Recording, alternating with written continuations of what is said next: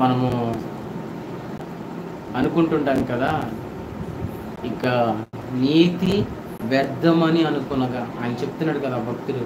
మరి ఆయన గొప్ప దైవజనుడు, ఆయన చెప్తున్న మాట ఇంకా వ్యర్థము, ఈ సేవ, ఈ నీతి, ఈ భక్తి, ఈ పరిశుద్ధత ఇవన్నీ వ్యర్థము అని చాలామంది మనం అనుకుంటుంటాం.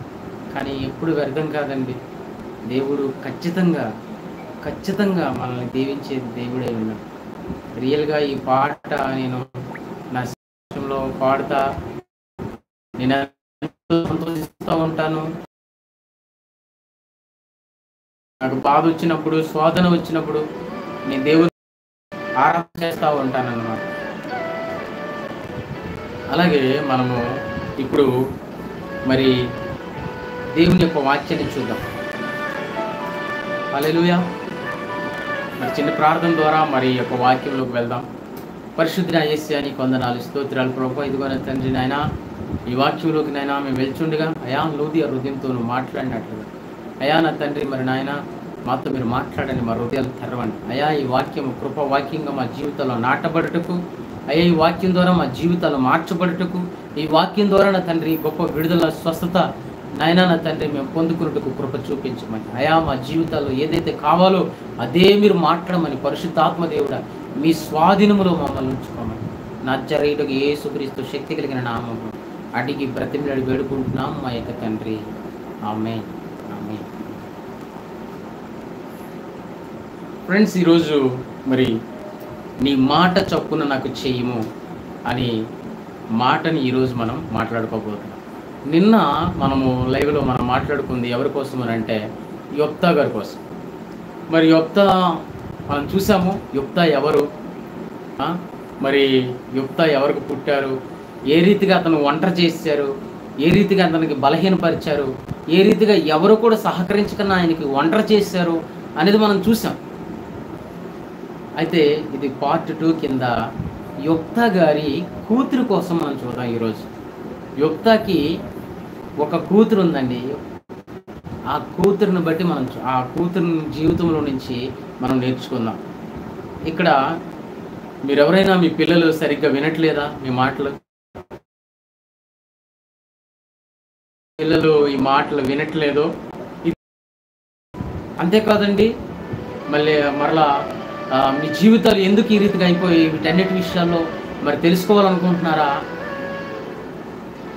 మరి ఈ యొక్క యొప్తా కూతురు ఆమె జీవితం మీరు తెలుసుకుంటే నిజంగా మీ జీవితాల్లో గొప్ప ఆశీర్వాదము, అభిషేకం మీ జీవితంలో రాబోతుంది. చూద్దాం ఏముందో. ఇక్కడ మనము మరి న్యాయాధిపతి పుస్తకంలో నుంచి 11వ అధ్యాయం 30 నుంచి మనం చూద్దాం. 40 వచనాల దాకా 30 నుంచి మనం చూద్దాం. మనకు తెలుసండి, నిన్న ఎవరు యుద్ధానికి వచ్చారు దాని కంటిన్యూషన్ ఇది.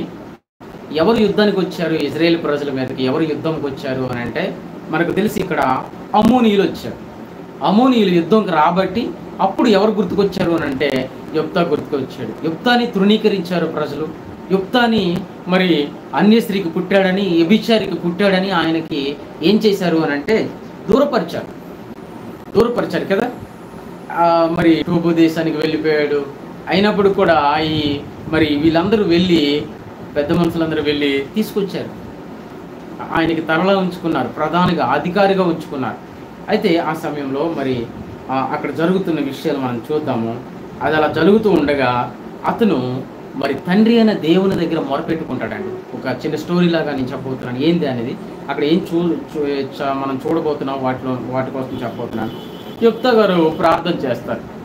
అయ్యా, ఇలాగా నాకు అమ్మోనీయులు మీరు ఇస్తే నా ఇంటి నుంచి వచ్చే మొదటిది మీకు ఇస్తాను అని చెప్పేసి మరి ఆయన ప్రార్థన చేస్తారు. అటు రీతిగానే దేవుడు మరి అమ్మోనీయుల మీద గొప్ప విజయం ఇస్తాడు. మొత్తము 20 పట్టణాల మీద విజయాన్ని ఇస్తాడు. అది అయిపోగానే మరి ఆయన ఇంటికి వస్తాడు. ఇంటికి రాగానే వాళ్ళ కూతురే మొదటిగా ఆ ఇంటి నుంచి చక్కగా ఆనందంతో మరి వస్తుంటుంది. మరి ఆమె కూతుర్ని మరి దేవుడికి ప్రతిష్ఠించాలా అనుకొని చాలా ఇదిగా ఉంటుందండి, అక్కడ చాలా డేంజర్గా ఉంటుంది. ఎందుకంటే దేవుడికి ఇచ్చిన మాటని నెరవేర్చాలా, అది ఎందుకంటే అది ఇంకా జరగవలసిందే. తండ్రి అయిన దేవునికి ఇచ్చిన మాటని నెరవేర్చవలసిందే. మరి ఈయన అంటాడు కదా, ప్రతిష్ఠితముగాను లేదా దహన బలిగాను అర్పించేస్తున్నాడు. చాలామంది చెప్తారు ఇక్కడ ఆమె కూతుర్ని దహన బలి చేస్తాడు, దహన బలిగా ఇచ్చేసాడు, చంపేశారు అని అంటారు. అది 100% అబద్ధం అండి. చంపలేదు, ఆమె బ్రతికే ఉంది. ఏం జరిగింది అనేది మన మెసేజ్లో చూద్దాం. ఆ రీతిగా మరి జరిగిందనమాట. అయితే దీంట్లో మనం నేర్చుకుంది చాలా ఒబీడియంట్గా మరి తండ్రి యొక్క మాటను తను విందండి.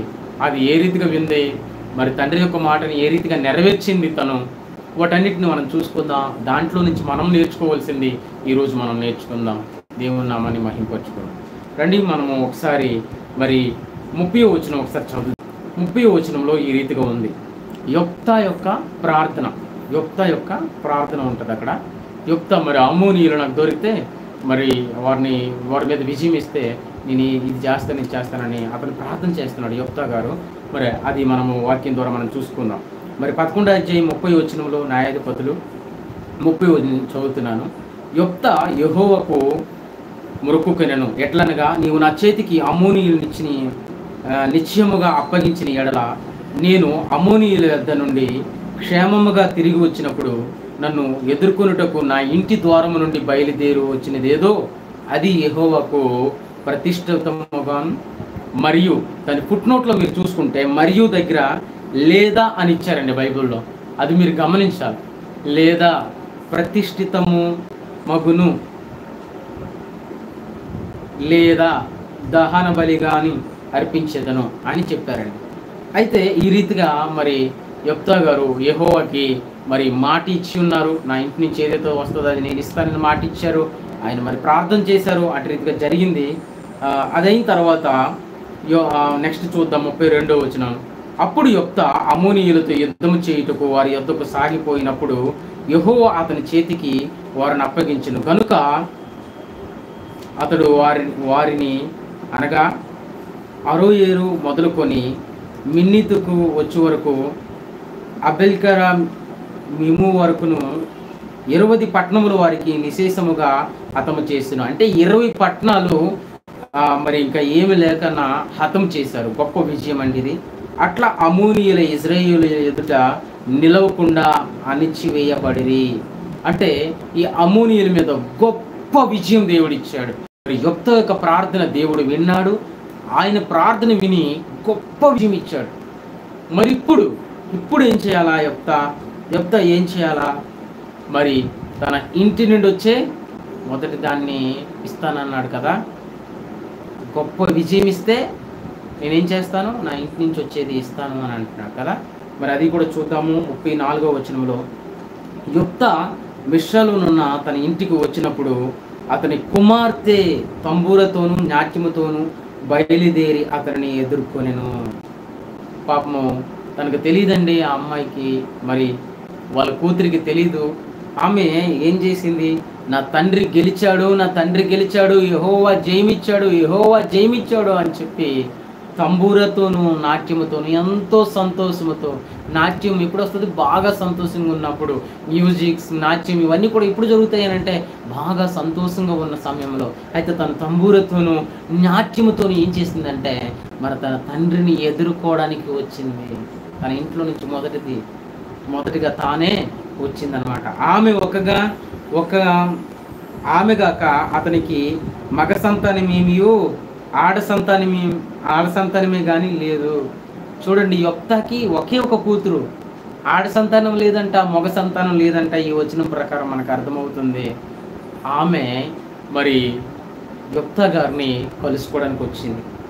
కాబట్టి అతడు మరి యొప్తా చాలా బాధపడుతున్నాడు. ఆమె అయితే సంతోషంగా, యొప్తా కూతురు సంతోషంగా వచ్చింది, కానీ మరి వాళ్ళ యొక్క యొప్తా అయితే చాలా బాధపడుతున్నాడు. ఈమైతే చాలా సంతోషంగా వస్తుంది. అయ్యో మా డాడీ యొప్తా గారు, మా డాడీ మరి గొప్ప విజయంతో వస్తున్నాడు, యెహోవా విజయం ఇచ్చాడు అని సంతోషంతో వస్తుంది. కానీ వాళ్ళ డాడీ మాత్రం గొప్పగా కృంగిపోయారు. అది 35వ వచనం మనం చూద్దాం. కాబట్టి అతడు ఆమెను చూసి తన బట్టలను చింపుకున్నాడంట. చింపుకొని, అయ్యో నా కుమారి, నీవు నన్ను బహుగా కృంగజేసితివి, నీవు నన్ను తల్లడింపజేయు వారిలో ఒకటివై ఉన్నావు. నీవు యెహోవాకు మాట ఇచ్చి ఉన్నాను, నేను యెహోవాకు మాట ఇచ్చి ఉన్నాను గనుక వెనుక తీయ లేననగా. చూడండి, చాలా బాధపడ్డాడు, కృంగిపోయాడు అనమాట. ఎందుకు? అతను ఏమన్నాడు? ప్రతిష్ఠితముగాను లేదా దహన బలిగాను నేను అర్పిస్తాను అన్నాడు దేవుడు. ఆ మాట మరి తన కుమార్తెకి, యొప్తా గారి వాళ్ళ కుమార్తెకి తెలియదు. ఆమె వచ్చేసింది. అయితే యొప్తా గారు అది చూసి కృంగుదలతో, బాధతో తను చెప్తున్న మాట ఏంటయ్యా అని అంటే, అయ్యో నా కుమారి, నా హృదయాన్ని కృంగింపజేసులో ఒకటి నువ్వు అని చెప్పి చెప్తున్నారు. ఒక్కగానో కూతురండి, ఏ రీతిగా మరి దేవునికి ఆ ప్రతిష్ఠితము, లేకపోతే మొత్తం సమర్పించడము, లేకపోతే దహన బలిగా ఇవ్వడం అంటే చాలా టఫ్ అండి. అది చాలా టఫ్ కదా. కానీ ఇక్కడ కీ థింగ్స్ మనం చూడాలి. అయితే 36వ వచనంలో ఏం చెప్తుంది? ఆమె నా తండ్రి, ఆమె ఏమంటుందంటే, యొప్తా గారి కూతురు ఆమె ఏమంటుందంటే, నా తండ్రి, యెహోవాకు మాట ఇచ్చి ఉంటివా, నీ నోటి నుండి బయలుదేరిన మాట చప్పున నాకు చేయము. ఏం చెప్తుందండి తను? ఏం చెప్తుంది తను? యెహోవాకు మాట ఇచ్చి ఉంటివా, నీ నోటి నుండి బయలుదేరిన మాట చప్పున నాకు చేయము. తను అనట్లే, చెల్ మీ నిర్ణయాలు మీవే, మా పిల్లలకి ఎందుకు బలి చేస్తారు, మా పిల్లలకి ఎందుకు చంపేయాలని చూస్తారు, మా పిల్లలకి ఎందుకు అది చేస్తారు అలా చేస్తారు. చాలాసార్లు తల్లిదండ్రుల మాటలు పిల్లలు వినరు. నేను అన్నికి ఏరియాలో అది జరుగుతుంది. దేవుని రాకడ దగ్గర పడతా తల్లి జాడ పిల్లకి లేక, పిల్ల జాడ తల్లికి లేక, చాలా డేంజర్ నడుస్తుంది. తల్లిదండ్రుల మాటలు వినకన్నా వారి యొక్క సొంత ప్రయోగాలు, సొంత నిర్ణయాలు, సొంత జీవితాన్ని జీవించడానికి వారు ఎంతో తప్పిస్తా చివరికి ఏదేదో చేస్తా, అటు దేవునికి, పరలోకమందుని దేవునికి, ఇటు భూలోకంలో ఉన్న తండ్రి తల్లికి బాధ పెట్టి దుఃఖ పెట్టేవారుగా పిల్లలు ఈ రోజుల్లో జీవిస్తున్నారండి. యొప్తా గారి కూతురు అంటుంది కదా, నువ్వు యెహోవాకు మాట ఇచ్చితివా, నీ నోటి నుండి బయలుదేరిన మాట చప్పున చేయము. ఈరోజు థీమ్ కూడా అదే మాట, నీ మాట చప్పున నాకు చేయము. ఎంతమంది వారి తల్లిదండ్రులకు గౌరవిస్తున్నారు, ఎంతమంది మీ తల్లిదండ్రులు మీరు గౌరవిస్తున్నారు మీకు తెలుసా? మీ తల్లిదండ్రులను మీరు గౌరవించిన ఎడల, మీ తల్లిదండ్రుల మాటకు మీరు విలువ ఇవ్వని ఎడల, మీకు పుట్టే పిల్లలు కూడా మీ యొక్క మాటను గౌరవించరు. హ్యూమన్ సైకాలజిస్టులు వాళ్ళు చెప్తున్నారు, నువ్వేం చేస్తావో నీ పిల్లలు అది చేస్తారు.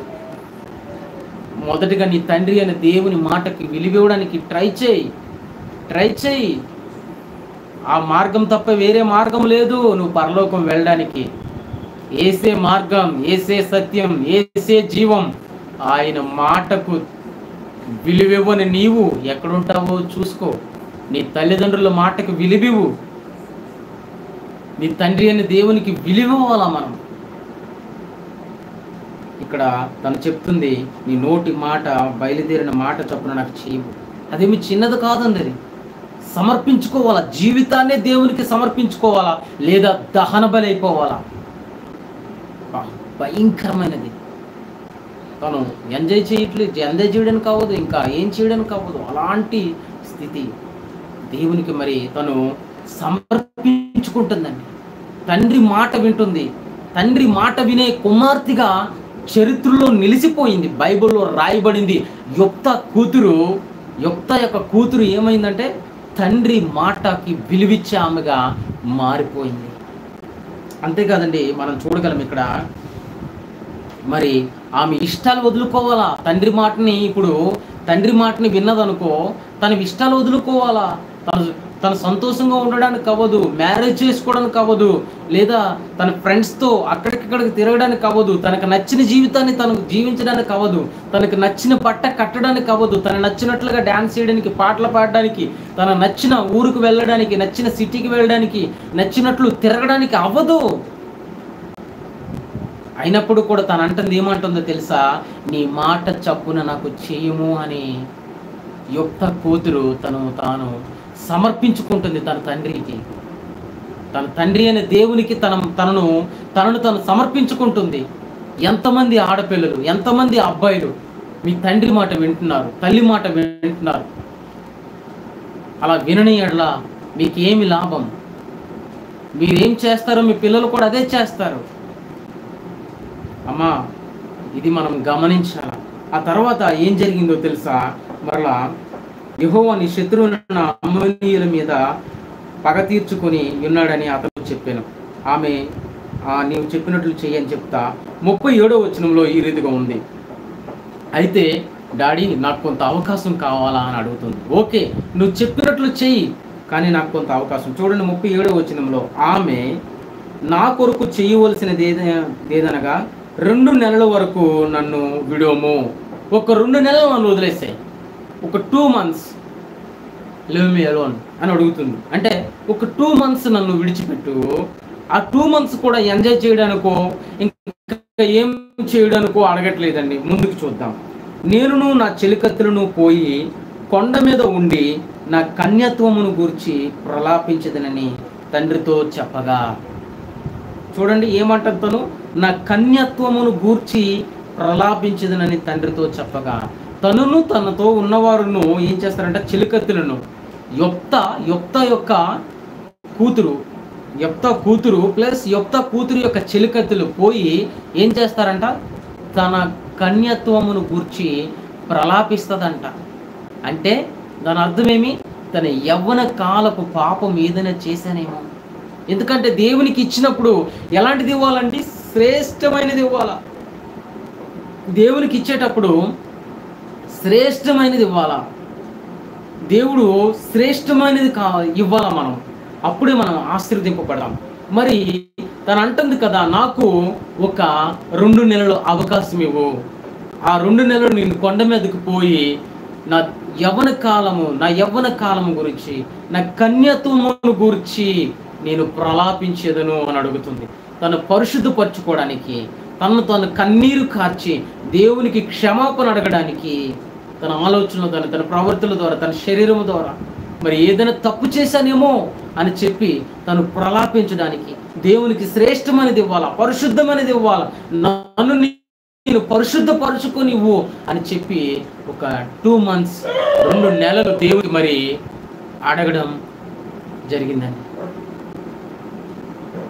ఎంతోమంది అమ్మాయిలు, ఎంతోమంది అబ్బాయిలు తల్లిదండ్రుల మాట వినరు, వారికి నచ్చినట్లు వెళ్ళిపోతారు.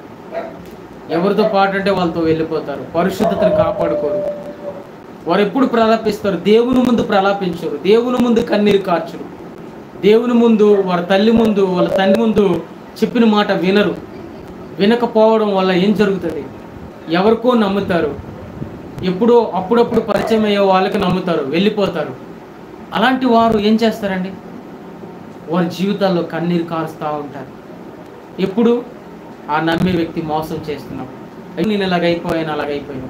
నేను చాలామంది నా ఫ్రెండ్ సర్కిల్లో కొంతమంది, నేను ప్రార్థనలకు అటు ఇటు వెళ్తున్నప్పుడు నేను చాలామందికి ప్రార్థన చేశానండి. నా భర్త నన్ను సరిగ్గా చూసుకోవట్లేదు, నా భర్త ఇదిగో పాపతో వదిలేశాడు, బాబుతో వదిలేశాడు. యవ్వన స్త్రీలు ఇంటర్ డిగ్రీ అలాంటి మంచి యవ్వనపు స్త్రీలు పాపతో వదిలేశాడు, మరి బాబుతో వదిలేశాడు, ఎక్కడున్నాడో తెలియదు, వెళ్ళిపోయాడు. ఏమమ్మా, మరి మీ తల్లిదండ్రులు చెప్పి సరైన కేసు పెట్టొచ్చు కదా, ఎక్కడున్నా తీసుకొస్తారు లాక్కొని అని అంటే, నా తల్లిదండ్రుల మాట వినలేదన్నా, నా తల్లిదండ్రుల మాట వినలేదు. నేను అతన్ని ప్రేమించాను, అతన్ని ఇష్టపడ్డాను, అతన్ని చేసుకున్నాను, ఇప్పుడు ఆ బాధ నేను అనుభవిస్తున్నానన్నా. ఇదిగో పాపతో వదిలి వెళ్ళిపోయాడు, బాబుతో వదిలి వెళ్ళిపోయాడు, ఈ పాపని నేనే చూసుకోవాలా, ఈ బాబు నేనే చూసుకోవాలని ఎంతోమంది స్త్రీలు, మరీ ముఖ్యంగా అబ్బాయి అంటే ఎలాగైనా పర్లేదండి, కానీ అమ్మాయిలు దయచేసి మీ సొంత నిర్ణయాలకు పోవద్దు. మ్యారేజ్ అనగానే దేవునికి అడగండి, కన్నీరు కార్చి ప్రలాపించి అడగండి దేవునికి. అతను సరైన వ్యక్తి అయితే మీ జీవితం అంతా సంతోషంగా ఉంటుంది. అతను దేవుని యందు భయభక్తులు కలిగిన వ్యక్తి అయితే, దేవుడు నియమించిన వ్యక్తి అయితే మీ జీవితం అంతా సంతోషంగా ఉంటుంది. లేదు అంటే మీ జీవితం అంతా అంధకారం అయిపోద్దమ్మా. ఎవరు దిక్కుండరు. అప్పుడు తల్లిదండ్రుల దగ్గరికి వెళ్తావా, తల్లిదండ్రులు అంటావు నా మాట వినలేదు, ఆ అబ్బాయిని ఇష్టపడి వెళ్ళిపోయావు కదా, మా పరువు తీసావు కదా, మరలా నువ్వు ఇంటికి ఎలా వస్తావు, నీకు ఎటువంటి మేము సపోర్ట్ చేయం పో అని అంటారు ముఖం మీద. సొంత కన్న తల్లిదండ్రులే. ఆ విషయంలో మనం జాగ్రత్త పడాలా, ఆ విషయాల్లో జాగ్రత్త పడాలా. మరి యవ్వన కాలపు జీవితం మనము జాగ్రత్త పడాలా. పరిశుద్ధతతోనూ మరి ప్రలాపించేవారుగా ప్రతిదినము. మరి యవ్వన కాలం అండి, వాక్యం చెప్తుంది కదా, యవ్వనుడు తప్పక తొట్టిల్లును అనేసి ఉంది. తొట్టిల్లుతామండి, ఏదో ఒక విషయంలో తొట్టిల్లుతాం, కానీ అక్కడే ఉండిపోవద్దు. యవ్వనస్తులు తప్పకన తొట్టిల్లుతాం, అది నిజమే, తొట్టిల్లుతాం. ఎందుకంటే మేము సేవకుల పిల్లలం కాదు, మంచి కల్చర్ నుంచి వచ్చిన పిల్లలం కాదు. ఎలాంటి వారైనా సరే, సేవకులు ఎలాంటి వారైనా సరే యవ్వన కాలంలో తొట్టిల్లక తప్పరు. అయినా నేను చెప్తున్నాను ఏంటంటే, మీ యవ్వన కాలం గురించి ప్రతిరోజు మీరు ప్రలాపించాలా. యొప్తా వాళ్ళ కూతురు 2 నెలలు తీసుకొని తను ప్రలాపిస్తుంది, క్షమాపణ అడుగుతుంది. నా చూపు ద్వారా, నా మాట ద్వారా, నా నోటి ద్వారా, నా తలంపుల ద్వారా, నా శరీరం ద్వారా నీకు వ్యతిరేకంగా నేను చేసి ఉన్నానేమో, ప్రభువా నన్ను క్షమించు అని ప్రలాపించడానికి ఆ కొండ మీదకి వెళ్ళి తను 2 నెలలుగా ప్రలాపిస్తుందని. ఆమె జీవితంలో నుంచి ఆసం అన్నమాట ఈ వర్డ్స్. ఇవి మనం నేర్చుకోవాలా. ఇది ఖచ్చితంగా ఇది మన కోసమే, ఇది యవ్వన కాలంలో ఉన్న మన కోసమే ఇది. అమ్మ యవ్వనస్తులారా, మీరు తీసుకునే నిర్ణయం చాలా మంచిగా ఉండాలా. అది చెడ్డగా ఉంది, మీరు ఫోన్లో మాట్లాడేవారు మిమ్మల్ని సరిగ్గా పట్టించుకోవట్లేదు, ప్రేమ చూపించట్లేదు, అతను నిజం కాదు, ఎన్నో అబద్ధాలు ఆడుతున్నాడు అని అంటే సైడ్ అయిపోండి. అబద్ధాలు జీవితాన్ని కట్టవు. అబద్ధాలు ఆడుతా నేను మోసం చేస్తున్నాడేమో, మిమ్మల్ని ఇంకా వేరే వారిని కూడా కోరుకుంటున్నారేమో. అమ్మా ఇప్పుడే జాగ్రత్త పడు, వదులుకో, ఏం కాదు, వదులుకో. తల్లిదండ్రుల మాట విను. నీకు సమస్య వస్తే, నీ భర్త నిన్ను కొడితే, నిన్ను ఏదైనా అంటే తల్లిదండ్రులు చెప్పగానే వస్తారు. ఎప్పుడు? తల్లిదండ్రుల మాట విని నువ్వు పెళ్లి చేసుకుంటే.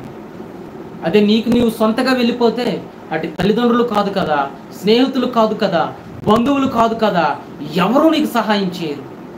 అదే నువ్వు తల్లిదండ్రుల మాట వింటే, బంధువులు, స్నేహితులు, సొంత తల్లిదండ్రులు నీ కొరకు ప్రాణం ఇచ్చినంత వరకు పోరాడుతూనే ఉంటారు నీ కొరకు.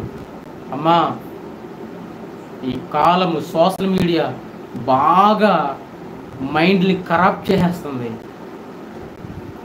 జాగ్రత్త పడండి. ఈ యొక్క కూతురు వలె నువ్వు ఈరోజు నీ జీవితాన్ని కట్టుకో. నీ తల్లిదండ్రుల మాట విను, తండ్రి అయిన దేవుని మాట విను. సూర్య చంద్ర నక్షత్రములను, భూమిని, ఆకాశమును, నీ తల్లిదండ్రులను సృష్టించిన సృష్టికర్త మాటను నువ్వు విన్న ఎడల నీ జీవితం ఈరోజు అద్భుతంగా మారిపోబోతుంది. నీ జీవితం మారిపోబోతుంది. మరలా మనం ముందుకెళ్ళి చూద్దాము. అలాగే తన శ్రేష్టమైన జీవితాన్ని మరి ఆ రీతిగా పరిశుద్ధపరచుకుందండి. ఆ రీతిగా కొండ మీదకి వెళ్ళి ఏం చేస్తుందంటే 38వ వచనంలో, అతడు పొమ్మని చెప్పగా 2 నెలల వరకు ఆమెను పోనిచ్చెను గనుక ఆమె తన చెలికత్తెలతో కూడా పోయి కొండ మీద తన కన్యత్వమును గురించి ప్రలాపించింది. తను పరిశుద్ధపరచబడ్డది. తను యవన కాలం గురించి తను పరిశుద్ధపరచబడ్డది. క్షమాపణ అడిగింది దేవునికి. మరి తను నీతివంతురాలుగా తీర్చబడ్డది. ఇప్పుడు తన శ్రేష్టమైన బలిగా దేవునికి ఇవ్వడానికి సిద్ధంగా ఉన్నదన్నమాట. దేవునికి మంచి అర్పణగా ఇవ్వడానికి సిద్ధముగా ఉందన్నమాట. అయితే మరి ఇక్కడ 39వ వచనం, ఈ వచనం దగ్గరే మనం చూడవలసి ఉంది. చూడండి, ఆ 2 నెలల అంతమున ఆమె తన తండ్రి యొద్దకు తిరిగి రాగా అతడు తాను మొక్కుకొనిన మొక్కుబడి చొప్పున ఆమెను చేసెను. ఆ 2 నెలలు మరి ఏదైతే మొక్కుబడి చేసుకుంటానో మరి తను శ్రేష్టంగా వచ్చింది ఇంటికి. అదైన తర్వాత మొక్కుకొనిన మొక్కుబడి చొప్పున ఆమెను చేసెను. 39వ వచనంలో ఏదైతే మరి యొప్తా గారు మరి 31వ వచనంలో ఏదైతే తను మొక్కుకున్నాడో ఆ మొక్కుబడి ప్రకారము తన కూతుర్ని చేసి ఉన్నాడు. సొంత కూతుర్ని దేవుడికి ఇవ్వాలంటే ఇంపాసిబుల్. అది కూడా ఒకే ఒక కూతురు. అబ్రహాము ఎంత బాధపడ్డాడు. ఇస్సాకు చాలా అసలు ఒబీడియన్స్ పర్సన్. అలాగే అలాంటి క్యారెక్టరే, అలాంటి సిచ్యువేషనే ఇక్కడ కూడా మనం చూడగలము యొప్తా జీవితం. యొప్తా ఏమాత్రం కూడా తగ్గలే. నా కూతురిని అయ్యో నేను ఇలా చేయకూడదని తగ్గలేదు. అంతేకాదు మరి తను కూడా అసలు వాళ్ళ కూతురు కూడా వేరే మాట ఆడలే. వాళ్ళ తల్లి మాట, తండ్రి మాట విన్నాడు. తండ్రి మాటే విందు తను.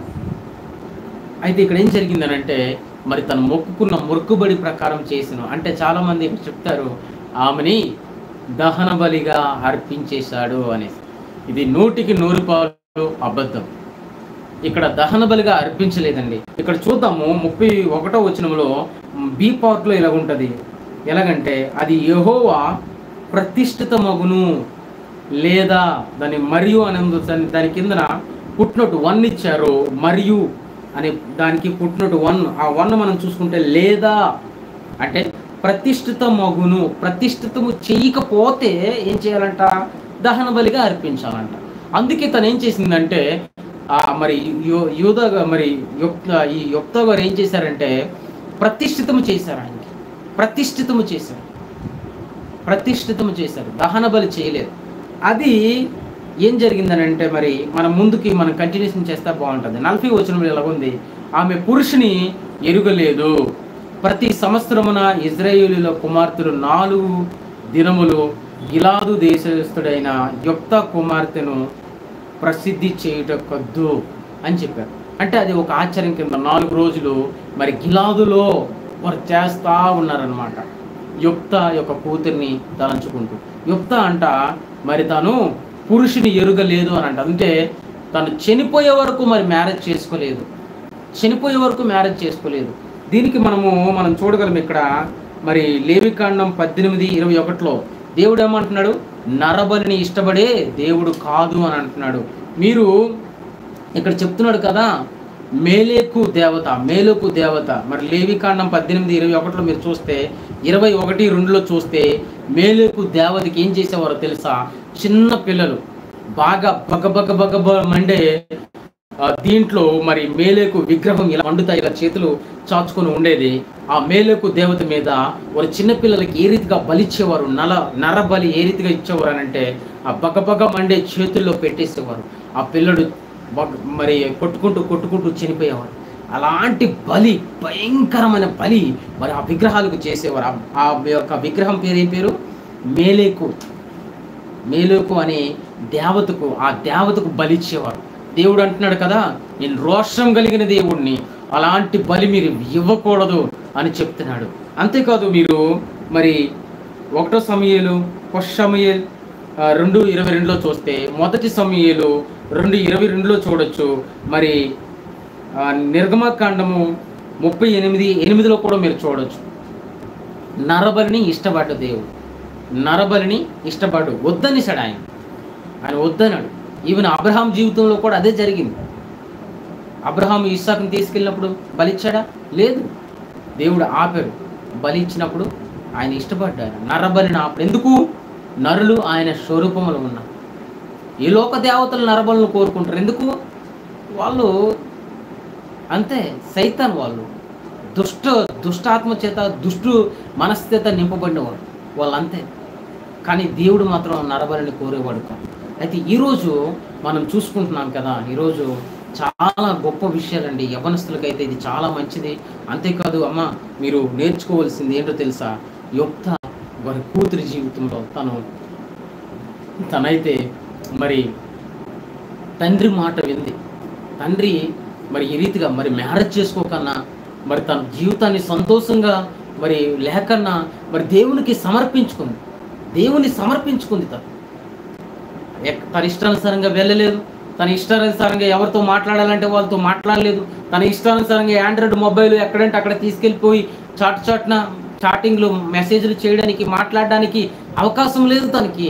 ఎక్కడంటే అక్కడ తిరగడానికి, ఆ టూరు ఈ టూర్, అది ఇది చూద్దాం, ఆ జూ ఇక్కడ బాగుంది, ఆ సినిమా హాలు ఇది బాగుంది, అది బాగుంది పరిగెట్టలేదు తను. తండ్రి మాటకు లోబడ్డది, తండ్రి మాటకు లోబడిపోయింది అంతే, దేవుని మాటకు లోబడిపోయింది అంతే. అంతేకాదు తను మరి దేవునికి శ్రేష్టమైనది ఇవ్వాలా, మళ్ళీ దాంట్లో కూడా నేను శ్రేష్టంగా ఉండాలా అని చెప్పి తన పాపము నిమిత్తము, తన యవ్వన కాలము, తన కన్యత్వము నిమిత్తము తను పరిశుద్ధపరచబడ్డది. తాను 2 నెలలు దేవుని దగ్గర వేడుకుందండి. 2 నెలలు వేడుకొని తను పరిశుద్ధపరచుకొని మరి దేవుని సన్నిధిలోకి వచ్చినప్పుడు శ్రేష్టమైన బలిగా అర్పించబడ్డది, అంటే ప్రతిష్ఠింపబడ్డది. మరి ఆ యొక్క దేవునికి అటువంటి అర్పణ ఆమె ఇవ్వగలిగింది. స్నేహితులారా, నేను చెప్తున్నాను ఒకటే, నీ తండ్రి అయిన దేవుడు నిన్ను సృష్టించిన సృష్టికర్తకు నువ్వు విలువ ఇవ్వకపోతే, నువ్వు సృష్టించిన సృష్టికర్త యొక్క మాటకు నువ్వు విలువ ఇవ్వకపోతే నీ జీవితం ఏమవుతుంది? ఎటు వెళ్తుంది? ఏదైనా అయితే ఎవరు కాపాడుతారు? ఎవరి దగ్గరికి వెళ్తావు అడగడానికి? ఈరోజు ఈ భూమి మీద నువ్వు ఉంటున్నావు, నీకంటూ ఒక తల్లి ఒక తండ్రి ఉన్నారు. వారి మాట నువ్వు వినట్లేదు, నీకు ఇష్టానుసారంగా నువ్వు వెళ్ళిపోతావు అని అంటే, నీకు కష్టం వచ్చినప్పుడు, నీకు నష్టం వచ్చినప్పుడు ఎవరు నీకు చూసుకుంటారు? నిజంగా నేను చేసుకోబోయే వ్యక్తి లేదా నువ్వు నమ్మే వ్యక్తి నిజమైన వ్యక్తేనా? ఆలోచించు. సోషల్ మీడియా చూసి, ఏదో కొన్ని వీడియోలు చూసి ఇన్స్పైర్ అయిపోవద్దు. అదంతా మోసం, కళ్ళకు కనిపించే మోసం. అది సినిమాలు చూసి, వీడియోలు చూసి, సోషల్ మీడియాలో అవి ఇవి చూసి నువ్వు ఫాలో అవుతున్నావా? అమ్మా, అవి ఫాలో అయితే నీ జీవితం బాగోదు. ఇప్పటికే చాలామంది ఏడుస్తున్నారు. చాలామంది బాబును పట్టుకోనో పాపను పట్టుకోనో నన్ను మోసం చేశాడు అని చెప్తున్నారు. ఎవరికి చెప్పలేక, దిక్కులేక పోలీస్ స్టేషన్కి వెళ్తే కొన్ని ఆధారాలు కావాలా, అది కావాలా, ఇది కావాలా, లేదా తిరగడానికి డబ్బు కావాలా, అవన్నీ మా దగ్గర లేదు అని చెప్పి ఆ కోర్టుల చుట్టూ తిరగలేక ఎంతోమంది ఆడపిల్లలు బలైపోయిన వాళ్ళు ఉన్నారు. ఇప్పుడు నీ జీవితం యవ్వన కాలంలో శ్రేష్టమైనదే. తండ్రి మాట విను, తల్లి మాట విను. నీ తల్లిని తండ్రిని సృష్టించిన సృష్టికర్త మాట విను. నీ జీవితం బాగుపడద్దు. ఆమె 2 నెలలు దేవుని దగ్గర వేడుకుంది. నువ్వు ప్రతిరోజు వేడుకోవాలా. నేను యవనస్తులు ప్రతిరోజు ప్రభువా నన్ను క్షమించు, నన్ను పరిశుద్ధపరచు, నన్ను దీవించు ప్రభు, ఆశీర్వదించు, అభిషేకించు, నేను తొట్టెల కన్నా నన్ను కాపాడు, ఏ శోధనలో నేను పడిపోకన్నా కృప చూపించు అని నువ్వు అడిగితే దేవుని పక్షాన పోరాడడానికి సిద్ధంగా ఉన్నాడు. దేవుడు నిన్ను ఆశీర్వదించడానికి దేవుడు సిద్ధంగా ఉన్నాడు. నిన్ను గణపరచడానికి, నేను స్థిరపరచడానికి, నేను హైయర్ పొజిషన్లో నెక్స్ట్ లెవెల్లో ఉంచడానికి దేవుడు సిద్ధంగా ఉన్నాడు.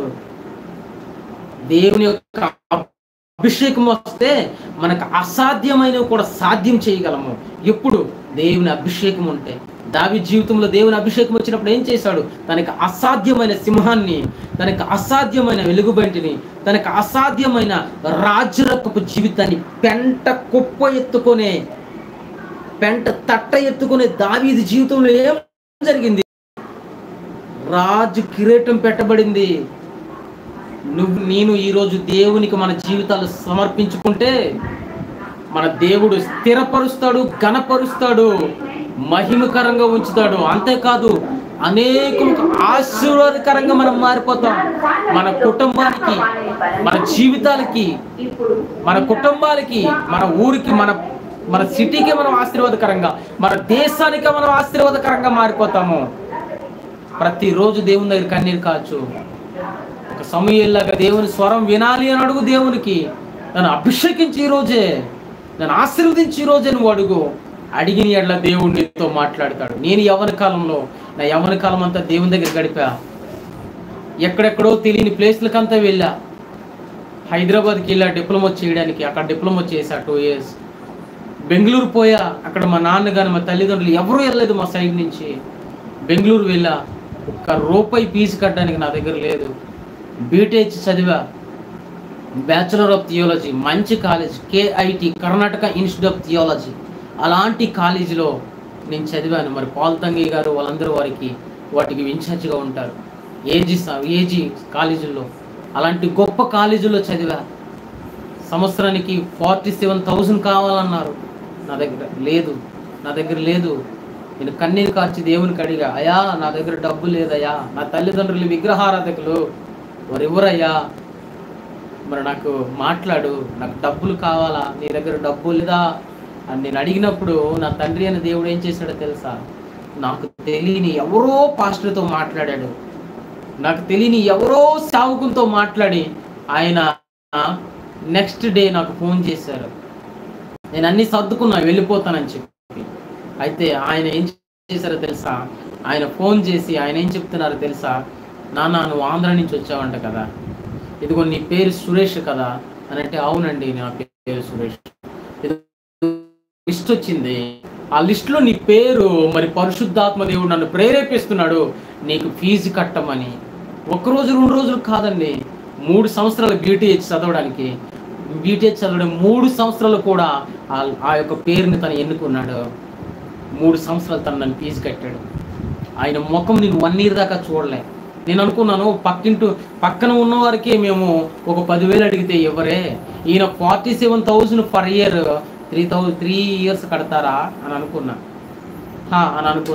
కానీ ఏ ప్రిన్సిపల్ అయితే నా యొక్క అప్లికేషను ఇలా పడేసి నువ్వు వెళ్ళిపో ఇక్కడి నుంచి అని అన్నారో, అదే ప్రిన్సిపల్ నా రూమ్కి పంపించి నాకు రమ్మని చెప్పగా నేను ఆఫీస్కి వెళ్తే, ఎల్లు నీ ప్రార్థన దేవుడు విన్నాడు, చక్కగా చదువుకో, నమ్మకమైన దైవ సేవకుడు నీకు స్పాన్సర్గా వచ్చాడు. హల్లెలూయా. దేవునికి సకల మహిమ ఘనత కలుగునుగా. అట్టి రీతిగా దేవుడు నన్ను మరి బీటీహెచ్ని చదివించాడండి. అద్భుతంగా చదివించాడు, నాకు అద్భుతంగా చదివించాడు. దేవుని దగ్గర మొరపెట్టాను, నా యవ్వన కాలం ఆయన దగ్గర స్పెండ్ చేశాను. బీటెక్ చదవడానికి దేవుడు అద్భుతంగా మార్గాలు తెరిచాడు. నా దగ్గర ₹1 లేదు. బెంగళూరులో అసలు ఏ డబ్బులు వాడతారు, అసలు ఎలా ఉంటారు, అసలు ఉన్నతంగా ఉంటారేమో, నేనేమో ఒక మిడిల్ క్లాస్ అబ్బాయిని, వాళ్ళేమో హై రేంజ్లో ఉంటారేమో, ఎలా ఉంటారో ఏమో అనుకున్నాను. బీటెచ్కి వెళ్ళిన తర్వాత అలాగే ఉన్నారు అందరూ. ల్యాప్టాప్స్, ట్యాబులు, తర్వాత ఆండ్రాయిడ్ మొబైల్స్ అన్నీ వాడారు. నా దగ్గర అవేమీ లేవు. ఎప్పుడు చూసినా బుక్స్ పట్టేవాడిని, బుక్స్ చదువుతూ ఉండేవాడిని. నా జీవితం అట్టి రీతిగా దేవుడు నన్ను మలిచాడు. ఇప్పుడు దేవుడు దీవిస్తూ ఉన్నాడు, మినిస్ట్రీకి మరి పిలుచుకున్నాడు. అదైన తర్వాత మళ్ళీ నార్త్ నన్ను తీసుకెళ్ళాడు. యూపీలో 1 year చదువుకోవడానికి అవకాశం ఇచ్చాడు నాకు దేవుడు. ఉత్తరప్రదేశ్లో 1 year మిషనరీ స్టడీస్ చేశాను. ఆ తర్వాత దేవుడు నన్ను మిషనరీగా పిలిచాడు. మిషనరీగా పిలిస్తే 3 రోజులు మరి ఉపవాసం ఉండి ప్రార్థన చేసినప్పుడు దేవుడు ఎక్కడికి వెళ్ళాలి అని అన్నప్పుడు ఒక సంస్థ ద్వారా మరి నేను నార్త్ ఇండియా మిషనరీగా వెళ్ళాను. అక్కడ మరి దేవుని సేవ చేయడానికి నాకు దేవుడు అవకాశం తెరిచాడు. అక్కడ చక్కగా ఆ ప్రజల మధ్య, ఆ ట్రైబల్ ప్రజల మధ్య మరి వాళ్ళ మధ్య నేను సేవ చేయడం జరిగింది. అక్కడి నుంచి హెల్త్ విషయం జరిగితే మరలా నేను ఈ యొక్క సౌత్లో మరి తెలుగు ఆరాధన స్టార్ట్ చేయడానికి దేవుడు సహకరించాడు. నా పట్ల మరి నాకు ఎంకరేజ్ చేయండి, యూట్యూబ్లో మరి లైవ్లో రండి, ఎంకరేజ్ చేయండి. దేవుని నామానికి మహిమకరంగా మరి మరి ఈ సేవలో మీరు కూడా పాలుభాగస్తులై అన్ని విధాలుగా మరి సహకరించండి. Thank you so much. మనం ప్రార్థన చేసుకుందాం. ప్రార్థన ద్వారా ఈ యొక్క ఆరాధనను ముగించుకుందాం. పరలోకమందున తండ్రి, నీ నామం పరిశుద్ధపరచబడును గాక. ఇదిగో నీ రాజ్యం మా జీవితాల్లో వచ్చిన గాక. ప్రభువా, నీ నీతిని వెతుకుతున్న మాకు ప్రభువా మమ్మల్ని దీవించు, ఆశీర్వదించి, అభిషేకించు. నాయన యొప్త కూతురు ప్రభువా, నాయన నీ యందును తన తండ్రి యందును భయభక్తులు కలిగి ఉన్నాడు అయ్యా. తన మాటకు విలువిచ్చాడు ప్రభువా. అయ్యా మేము కూడా నాయన మీ యొక్క మాటను, మా తల్లిదండ్రుల మాటలు మేము విలువిచ్చేవారుగా, మా సేవకుల మాటలు మేము విలువిచ్చేవారుగా, మా దైవ సేవకుల యొక్క మాటలు మేము విలువిచ్చేవారుగా ఉండాలా. ఓ దైవ సేవకుడు చెప్పే మాట వ్యర్థము కాదు ప్రభు. అది దైవ సేవకులు మా మంచి కొరకే చెప్తారు, తల్లిదండ్రులు మా మంచి కొరకే చెప్తారు. అయ్యా మీరు మా మంచి కొరకే చెప్తారయ్యా. అయ్యా నా తండ్రి నాయన, అయ్యా మమ్మల్ని దీవించు, ఆశీర్వదించు, అభిషేకించు. ఈ లైవ్లో ఉంటున్న ప్రతి బిడ్డ ఆశీర్వదింపబడాలా, అభిషేకించబడాలా. నాయన రోగాల చేత బాధపడితే యేసు క్రీస్తు శక్తి కలిగిన నామములు ఇప్పుడే ఆ రోగములు నాయన స్వస్థపరచబడును కాక. యేసు నామములో పరిపూర్ణ స్వస్థత రిలీజ్ చేస్తున్నాను, యేసు అభిషేకం రిలీజ్ చేస్తున్నాను. ఎవరైతే దురాత్మల చేత బాధింపబడుతున్నారు, నజరేయుడగు యేసు క్రీస్తు శక్తి కలిగిన నామములు ఇప్పుడే పరిపూర్ణ విడుదల రిలీజ్ చేస్తున్నాను. మత్తయి 10:1-2 ప్రకారం 8 ప్రకారం ఏ మరణం వారికి ముట్టకూడదు. ఏ వ్యాధులున్నా యేసు నామములో స్వస్థత పొందాలా. యేసు నామములో ఏ దురాత్మలు ఉన్నా ఇప్పుడే విడుదల పొందుతారు కాక. యేసు నామములో అద్భుతం జరుగును కాక, అద్భుతం జరుగును కాక. నువ్వు ఇచ్చిన అధికారమును బట్టి ప్రభు స్వస్థత రిలీజ్ చేస్తున్నాను, విడుదల రిలీజ్ చేస్తున్నాను అయ్యా. ఏ మరణం వారికి ముట్టకూడదు అయ్యా. అద్భుతం జరిగించండి. అలాగే ప్రభు నాయన సొంత ఇల్లు కొనుక్కోవాలని ఆశపడుతున్న వారికి సొంత ఇల్లులు దయచేయండి అయ్యా. నా తండ్రి నాయన, అయ్యా మ్యారేజ్ల కోసం ఎదురు చూస్తున్న వారికి మ్యారేజ్లు దయచేయండి ప్రభు. పిల్లలు లేని వారికి పిల్లలు దయచేయండి అయ్యా. ఫైనాన్షియల్ ప్రాబ్లమ్స్ చేత బాధపడుతున్న వారికి నాయన ఇప్పుడే వారికి మార్గాలు తెరవండి ప్రభా. నీ ఆకాశం మంచి ధననిధులు తెరవమని అడుగుచున్నాను ప్రభా. నా తండ్రి నాయన అయ్యా, వారికి నాయన కుటుంబంలో నాయన వారికి శాంతి సమాధానం లేకనే చేస్తున్న దురాత్మలు, శాతబడి శక్తులు, శుద్ర శక్తులు, కీడు యేసునామములో వదిలిపోవాలా.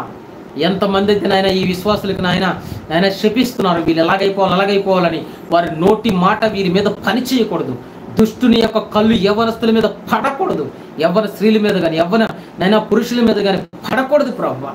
మీ అద్భుతాలు జరిగించండి. ఏ కీడు, ఏ అపవిత్రత, ఏ దురాత్మ, ఏ శాతబడి శక్తులు, ఏ శుభశక్తులు వారి మీద పని చేయకూడదు. వారి చుట్టూ నీ అగ్ని ప్రాకారం ఉంచు ప్రభు.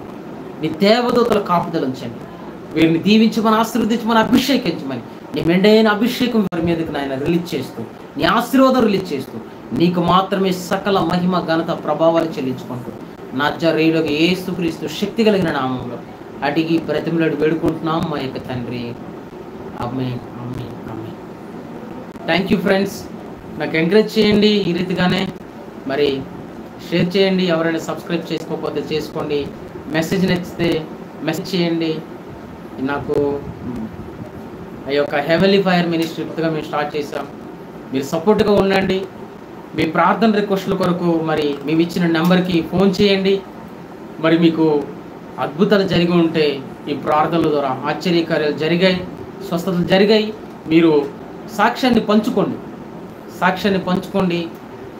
తద్వారా మేము కూడా సంతోషిస్తాం. దేవుడి నామాన్ని కూడా మహిమ వస్తుంది. మీరు ఇదే వాట్సాప్ నెంబర్ అండి. ఈ వాట్సాప్ నెంబర్కి మీరు మీ సాక్ష్యాలు పంచుకోవచ్చు, మీ ప్రార్థన రిక్వెస్ట్లు కూడా మీరు పంచుకోవచ్చు. మీరు వీడియో తీసి వీడియో క్లిప్ కింద మీ యొక్క సాక్ష్యాలు మీరు రికార్డ్ చేసి ఈ వాట్సాప్కి మీరు పంపించవచ్చు. Thank you so much.